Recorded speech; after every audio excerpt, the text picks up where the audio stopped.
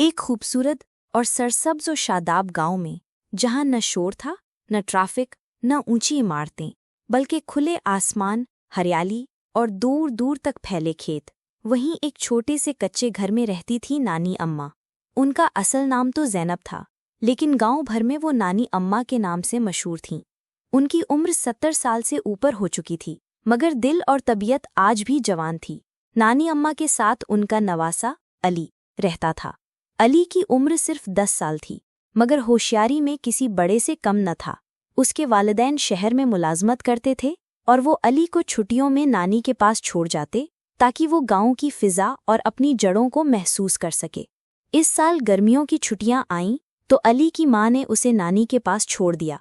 अली खुश था कि अब वो फिर खेतों में दौड़ेगा, आम के पेड़ों पर चढ़ेगा, कुएं से पानी निकालेगा और नानी के हाथ के बने हुए पराठे खाएगा।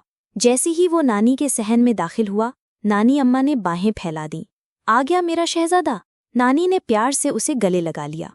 वो दिन बहुत खास था। नानी ने अली के लिए खास तौर पर चने की दाल और गंदुम के पराठे बनाए। खाने के बाद दोनों सहन में बैठ गए। नानी अम्मा ने हुक्का पिया और अली को पुराने ज़माने की कहानियां सुनाईं, जब न बिजली थी न मोबाइल और लोग तांगों में सफ़र करते थे। अली को गांव की जिंदगी से बहुत प्यार था। सुबह को मुर्गियों की बांग से जागता, नानी अम्मा के साथ दूध लेने जाता, फिर खेतों की तरफ निकल जाता। गांव के बच्चे उसके दोस्त बन गए। वो सब मिलकर गली डंडा खेलते, नदी में तैरते और आम के बाग में छुपने छुपाने का खेल खेलते। एक दिन नानी अम्मा ने कहा, बेटा कल तुम्हारे साथ बाजार जाना है, आटा और घी खत्म हो गया है। अली को बाजार जाना बहुत अच्छा लगता था। वहाँ रंग बरंगी चीजें थीं, मिट्टी के खिलौने, गुड़ की बर्फियां और खुशबूदार मसाले। बाजार से वापसी पर नानी अम्मा का हाथ कपकपाने लगा। वो थोड़ी देर के लिए चक्कर खाकर बैठ गईं।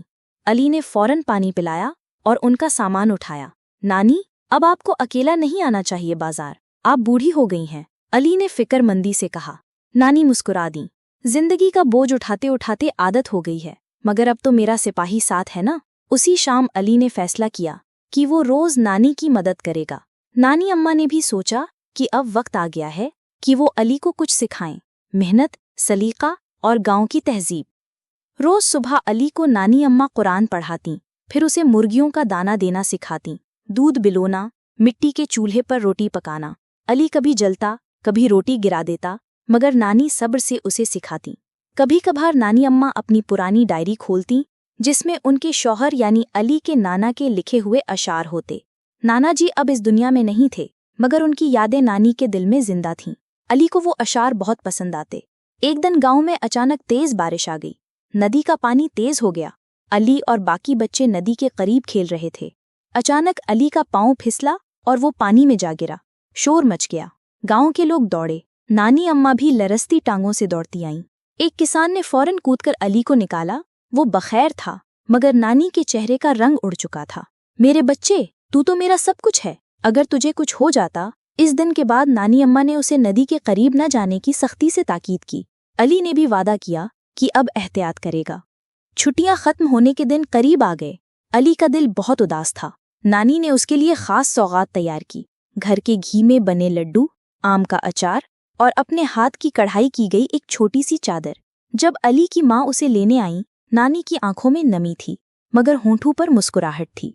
माँ जी, आप हमारे साथ शहर चले ना, बहू ने कहा। नानी ने सर हिला दिया। नहीं बेटी, मेरा दिल यहाँ के पेड़ों, परिंदों और इस पुराने चूल्हे से जुड़ा हुआ है, मगर तुम लोग जब भी फुर्सत पाओ अली को मेरे पास भेज दिया करो। अली ने नानी के गले लगकर वादा किया। मैं अगली छुट्टियों में फिर आऊंगा नानी, और इस बार आपके लिए एक मोबाइल भी लाऊंगा। नानी हंस दी। मोबाइल की क्या जरूरत, बस तू आ जाना, यही मेरी सबसे बड़ी खुशी है। गाड़ी चली गई, गर्द उड़ी, अली हाथ हिलाता रहा। नानी अम्मा अपने सहन के दरवाजे पर खड़ी थीं, हाथ में तस्बीह और दिल में दुआएं। गांव वैसा ही था, पुरसुकून, सादा, मगर नानी के लिए ये गांव अली की मौजूदगी में जन्नत बन जाता था। अखलाकी सबक। ये कहानी हमें सिखाती है कि रिश्तों की असल खूबसूरती मोहब्बत, ख्याल और वक्त देने में है। गांव की सादगी और नानी के साथ गुजारा वक्त अली की जिंदगी का कीमती सरमाया था। मज़ीद वीडियोस के लिए मेरा YouTube चैनल सब्सक्राइब करें।